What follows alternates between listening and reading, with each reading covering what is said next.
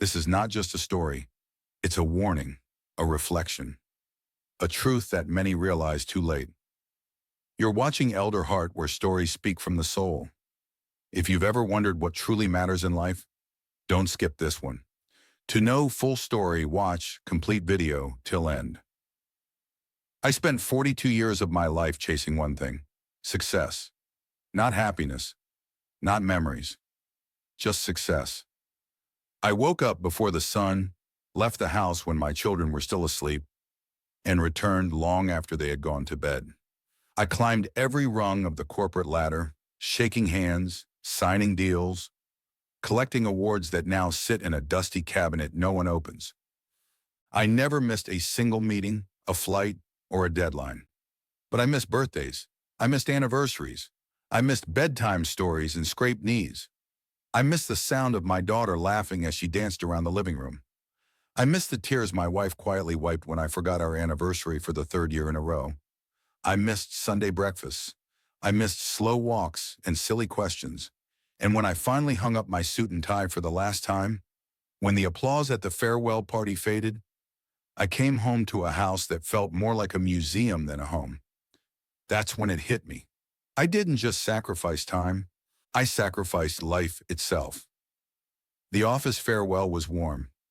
My colleagues stood in a semicircle, clapping, smiling, some even teary-eyed. There was cake with my name on it, and a slideshow of memories from board meetings and business trips. They gifted me a gold-plated clock, engraved with the words, "For a lifetime of dedication." I smiled for the pictures, shook hands, thanked everyone politely. But inside, it felt distant, like I was watching someone else's life being celebrated. When it was finally over, I gathered my things, nodded one last goodbye, and stepped out of the building, my briefcase in one hand, my jacket folded over the other. The sun was setting, but it wasn't warm. The breeze hit my face like a whisper of something I couldn't quite place. I stood there for a moment, alone in the parking lot, surrounded by silence. And that's when it crept in, a strange, aching hollowness in my chest. I wasn't relieved. I wasn't proud. I was just empty. For 42 years, I had been someone in those walls. But now I didn't know who I was anymore outside them. That night, I came home earlier than usual. For the first time in years, I didn't sit in traffic thinking about the next day's meeting. I didn't rush through emails or plan out tomorrow's tasks in my head. I simply drove in silence. As I pulled into the driveway, I noticed how the house looked smaller than I remembered, like time had quietly shrunk everything while I wasn't looking. The porch light flickered. A single window glowed in the dark. Inside, I saw Margaret, my wife, setting the table. For one, just one, a single plate, a glass, a fork. That image hit me harder than anything else that day. I opened the door and she looked up. Her face held a mix of surprise and something else. Not joy, not relief, just uncertainty. She held a napkin in her hand like she didn't know what to do with it anymore. "You're home early," she said, her voice flat, cautious. "I retired today," I told her, managing a weak smile. She blinked slowly, then nodded, almost confused. "Oh, I see. That was it. No congratulations." "No, we did it." No embrace. Just that quiet sentence floating in a kitchen full of cold light and colder silence. And then she said something, calmly, almost absently, that pierced deeper than any silence ever could. "I stopped setting the table for two about 8 years ago." I stood there frozen, my hands still in my coat pockets. She turned back to the sink. The faucet dripped. My throat tightened. She didn't say it to hurt me. She said it because it was simply true. The life we once shared had quietly dissolved, and I had never even noticed. "That's wonderful, Harold. I just wish you had come home sooner." She didn't say it with anger. She said it like someone who had waited and stopped waiting. The house was quiet, not the peaceful kind of quiet, but the kind that echoes, empty and accusing. I wandered from room to room, noticing things I hadn't seen in years. A crack in the hallway wall, dust on the bookshelf, faded family photos where the smiles looked younger, happier. Then I found myself outside Sarah's old room. My hand hesitated on the doorknob. I hadn't stepped inside in a long time. When I opened it, I was met with stillness. The room was spotless, untouched, preserved like a museum exhibit. The pink curtains, though slightly faded, still hung by the window. Her childhood trophies lined the shelf above her study desk, frozen in time. A framed photo of her, missing her two front teeth, sat beside a dried-out snow globe. On the wall was a drawing she made in third grade. Stick figures labeled Mommy, Daddy, and Me, holding hands under a rainbow. I stared at it until my eyes blurred. I sat down on her bed, the mattress creaking under my weight, and looked around at a world I had once promised to be part of, but never really entered. A shoebox peeked out from under her desk. Inside it were old letters, most of them addressed to Daddy, in bright crayon handwriting. I picked one up, and my heart cracked open. Dear Daddy, I hope you can come to my school play. I'm going to be the sunflower. I saved a seat in the front row for you. I never went to that play. I had a business flight to Chicago that day. I told her I'd try, but I already knew I wouldn't make it. And looking at that letter now, I couldn't even remember what excuse I had given her. It was in that moment, sitting there in her quiet room, that I realized my daughter had grown up while I was chasing conference calls and connecting flights.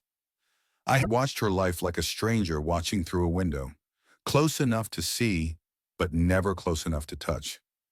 And now Sarah was a woman, married, with a child of her own, a life full of stories and struggles I knew nothing about.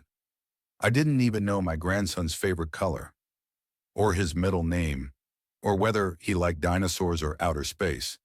The silence of that room roared louder than any applause I had ever received in my life. The next day, I called her.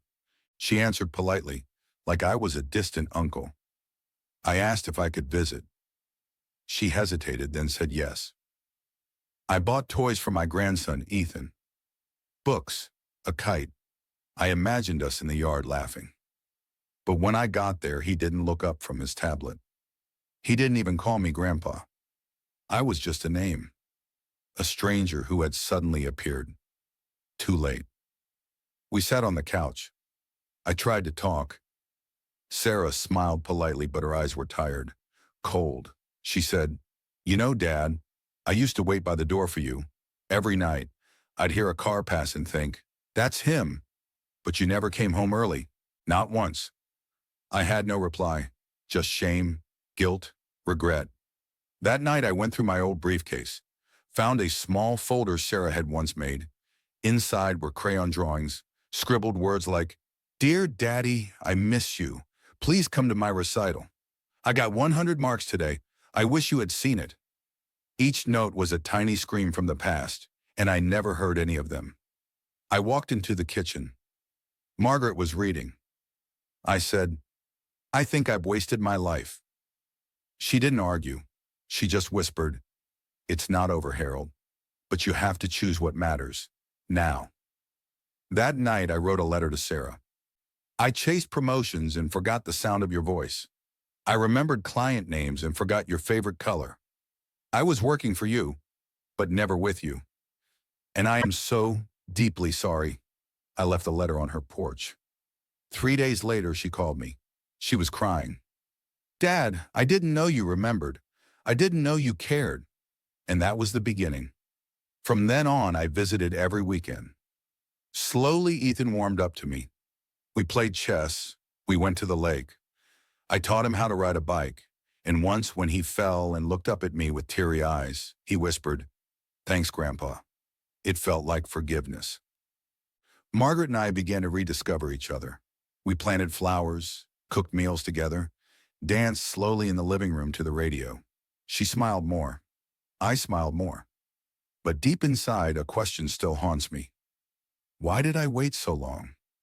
If I could go back, I would trade every trophy, every title, every zero on my paycheck, just to have dinner with my family at the 7 p.m., just to hear Sarah's bedtime story one more time, just to be present.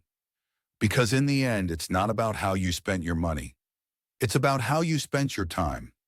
At the end, I just want to say he gave everything to the world, but forgot to give time to those who loved him most. And when he finally said the words he never said, he realized love was still waiting, just barely. If this story touched your heart, share it with someone who might need to hear it. And don't forget to subscribe to Elder Heart for more real emotional stories that remind us what really matters. Thanks for watching.